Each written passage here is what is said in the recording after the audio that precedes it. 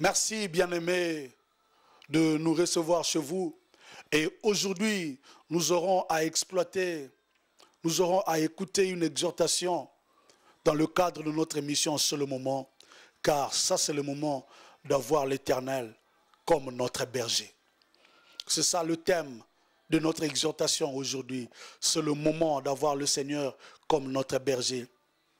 Et que Dieu vous bénisse, frères, que Dieu vous accorde sa grâce, que Dieu vous accorde sa paix. En suivant cette exhortation, que la grâce de l'Éternel vous soit accordée. Seigneur Dieu, nous bénissons ce moment que nous voulons suivre l'exhortation. Saint-Esprit de Dieu, soit avec nous. Dieu véritable, soit avec nous. Le rocher déjà, soit avec nous. Dirige nos pensées, organise nos idées pour que ton peuple soit édifié, pour que ce bien-aimé soit édifié.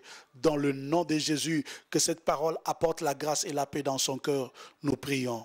Nous allons lire le psaume 23, à partir du premier verset jusqu'au 6e verset. Cantique de David. L'Éternel est mon berger, je ne manquerai de rien. Il me fait reposer dans de verts pâturages. Il me dirige près des eaux paisibles. Il restaure mon âme. Il me conduit dans les sentiers de la justice à cause de son nom. Quand je marche dans la vallée de l'ombre de la mort, je ne crains aucun mal, car tu es avec moi. Ta houlette et ton bâton me rassurent. Tu dresses devant moi une table en face de mes adversaires. Tu oins d'huile ma tête et ma coupe déborde. Oui, le bonheur et la grâce m'accompagneront tous les jours de ma vie, et j'habiterai dans la maison de l'Éternel jusqu'à la fin de mes jours. Amen. Que Dieu vous bénisse puisque vous avez fait cette lecture avec moi. Alors c'est le moment de louer l'Éternel, c'est le moment d'adorer l'Éternel et c'est le moment d'enseigner la parole de Dieu.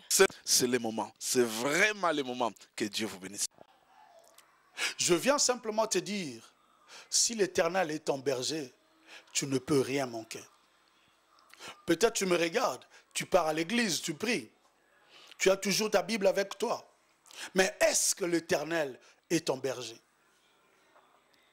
Ou bien tu pars seulement dans la bergerie, tu entres, tu t'éclipses, mais tu ne veux pas vivre dans la bergerie. Si l'Éternel est ton berger, si l'Éternel est ton berger, tu ne peux rien manquer, comme la Bible dit dans le livre de Psaumes. L'Éternel est mon berger, je ne manquerai de rien. Ça, tu l'as dit souvent. Mais regarde ta vie, tu manques de beaucoup. Dans ta famille, il n'y a pas la paix. Entre toi et ton mari, entre toi et ta femme, entre vous et vos enfants, entre vous et vos parents, il n'y a pas d'entente. Et pourtant tu dis, l'Éternel est mon berger, je ne manquerai de rien. Mais regarde, d'où vient le querelle? D'où vient le problème? D'où vient l'incompréhension? C'est parce que tu ne veux pas laisser que l'Éternel réellement puisse diriger ta vie. La brebis qui marche et qui ne veut pas écouter ou qui ne veut pas marcher selon le bâton de son berger, c'est une brebis qui est une proie facile aux loups et aux ours. Une brebis qui ne veut pas marcher à côté de son berger. Une brebis qui ne veut pas écouter. Une brebis qui ne veut pas suivre le bâton de son berger. C'est une brebis qui va sûrement tout droit vers le fossé. Alléluia. Frère, écoute ce que je te dis aujourd'hui. La parole de Dieu est là pour toi. Dieu est là pour toi.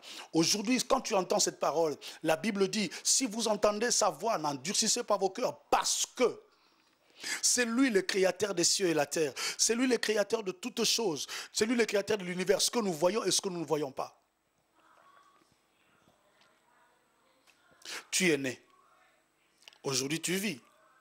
Tu dis, cette parole ne me concerne pas. Oui, c'est bien, ça ne te concerne pas.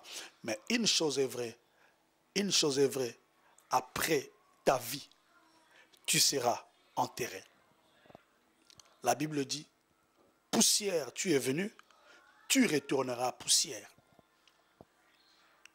Et c'est en ce jour-là que tu te souviendras de ce que je suis en train de te dire aujourd'hui.